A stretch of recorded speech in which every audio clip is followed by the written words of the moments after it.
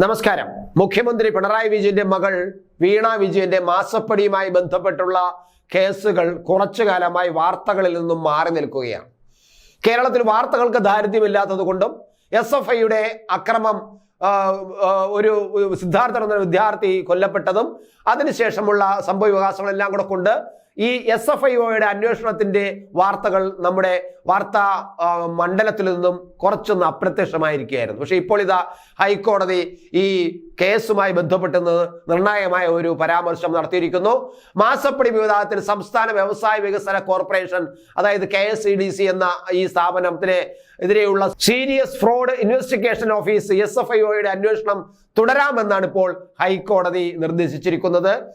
CMRL സംശയകരമായ ഇടപാടുകൾ നടത്തിയിട്ടുണ്ടെങ്കിൽ അന്വേഷണത്തെ സ്വാഗതം ചെയ്ത് സത്യം പുറത്തു വരാനല്ലേ KSDC ശ്രമിക്കേണ്ടതെന്നും ഒന്നും ഒളിച്ചു വയ്ക്കരുതെന്നും ജസ്റ്റിസ് ദേവൻ രാമേന്ദ്രൻ പറഞ്ഞു. നോക്കുക, ഇന്നും KSDCയോട് എന്തിനു നിങ്ങളെല്ലാം ഒളിച്ചു വയ്ക്കുന്നു, ഒന്നും ഒളിച്ചു വെക്കേണ്ടതില്ല, കാര്യങ്ങൾ നടന്നിട്ടുണ്ടെങ്കിൽ അത് പുറത്തു വരേണ്ടതല്ലേ ആവശ്യം, നിങ്ങൾ എന്തിനാണ് അന്വേഷണം വേണ്ട എന്ന് പറയുന്നതെന്ന് ഇന്നും ദേവൻ രാമേന്ദ്രൻ ഹൈക്കോടതി ചീഫ് ജസ്റ്റിസ് ചോദിക്കുകയുണ്ടായി.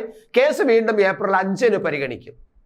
SFI അന്വേഷണം റദ്ദാക്കണമെന്ന് ആവശ്യപ്പെട്ടാണ് KSDC ഹർജി നൽകിയത്. നമുക്കറിയാം. അത് എക്സാലോജിക്ക്, CMRL, KSIDC എന്നീ കമ്പനികളുടെ പ്രവർത്തനങ്ങളാണ് അന്വേഷിക്കുന്നതെന്ന് കേന്ദ്ര കോർപ്പറേറ്റ് മന്ത്രാലയം കോടതിയിൽ വ്യക്തമാക്കുകയും ചെയ്തിട്ടുണ്ട്.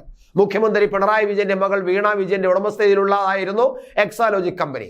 എക്സാലോജിക് കമ്പനിയുടെ പേരിൽ 1 കോടിയിലധികം രൂപ സർവീസ് ഇനത്തിൽ CMRL നിന്നും കൈപ്പറ്റിയിട്ടുണ്ടെന്ന് കേന്ദ്രം ചൂണ്ടിക്കാട്ടി. CMRL ആണ് ഈ കേസിൽ പ്രതിസ്ഥാനത്ത് നിൽക്കുന്നത്. അവർ ഈ ഇടപാടുകൾ മാത്രമല്ല, രാഷ്ട്രീയ പാർട്ടികൾക്കും വ്യക്തികൾക്കും ഫണ്ട് നൽകിയത് അടക്കമുള്ള കാര്യങ്ങളുണ്ടെന്നും കേന്ദ്രം സർക്കാരിന് വേണ്ടിയിട്ട് ഹാജരായ additional solicitor general Aravind Kamath കോടതിയിൽ ഇന്ന് വ്യക്തമാക്കിയിരുന്നു. KSIDCക്ക് നോമിനി ഡയറക്ടർമാർക്കുള്ള സാഹചര്യത്തിൽ അവർക്കും ഉത്തരവാദിത്തമുണ്ടെന്നും CMRL കമ്പനിയിൽ 13.4% പങ്കാളിത്തമുണ്ടെന്നും കേന്ദ്രം വാദത്തിനിടെ ചൂണ്ടിക്കാട്ടുകയും ചെയ്തു. എന്നാൽ CMRLുമായി ബന്ധപ്പെട്ട വിഷയങ്ങൾ മാധ്യമങ്ങളിൽ നിന്നും അറിഞ്ഞപ്പോൾ തന്നെ തങ്ങൾ വിശദീകരണം ചോദിച്ചു എന്നാണ് KSDCക്ക് വേണ്ടി ഹാജരായ അഭിഭാഷകൻ വ്യക്തമാക്കിയത്. എന്നാൽ ഇതിന് വ്യക്തമായ മറുപടിയൊന്നും ലഭിച്ചില്ലല്ലോ എന്നും ആദായ നികുതി വകുപ്പ് റെയ്ഡ് തുടർന്ന ആദായ നികുതി വകുപ്പിന്റെ ഇന്ററിം സെറ്റിൽമെന്റ് ബോർഡുമായി ബന്ധപ്പെട്ട കാര്യമല്ല എന്നും മറുപടി തന്നത് എന്നും കോടതി ചോദിച്ചു. ഇങ്ങനെ എന്തിനാണ് നിങ്ങൾ ഇത്രയൊക്കെ മറുപടികൾ തരുന്നത് എന്നും കോടതി ചോദിക്കുകയുണ്ടായി. മാത്രമല്ല, ഫെബ്രുവരിയിൽ കോടതി ഇക്കാര്യം ചോദിച്ചിരുന്നു എന്നും ജസ്റ്റിസ് രാമേന്ദ്രൻ ഇന്ന് വാക്കാൽ പറയുകയും ചെയ്തിരുന്നു. താനായിരുന്നു KSDCയുടെ സ്ഥാനത്തെങ്കിൽ അന്വേഷണത്തെ സ്വാഗതം ചെയ്യുമായിരുന്നു എന്നും ഈ ദേവൻ രാമേന്ദ്രൻ ഇന്ന് കോടതിയിൽ ഒരു കമന്റായിട്ട് പറയുകയും ചെയ്തു. 13.4% ഓഹരിയുള്ള സ്ഥാപനവുമായി ബന്ധപ്പെട്ട ക്രമക്കേട് നടന്നാൽ സത്യം പുറത്തു വരാനായി അന്വേഷണം ആവശ്യപ്പെടുകയായിരുന്നു ചെയ്യേണ്ടിയിരുന്നത് എന്നും കോടതി നിരീക്ഷിച്ചു. പ്രത്യേകിച്ച് അത് നിരീക്ഷണമായിട്ട് തന്നെ കോടതി പറയുകയും ചെയ്തു.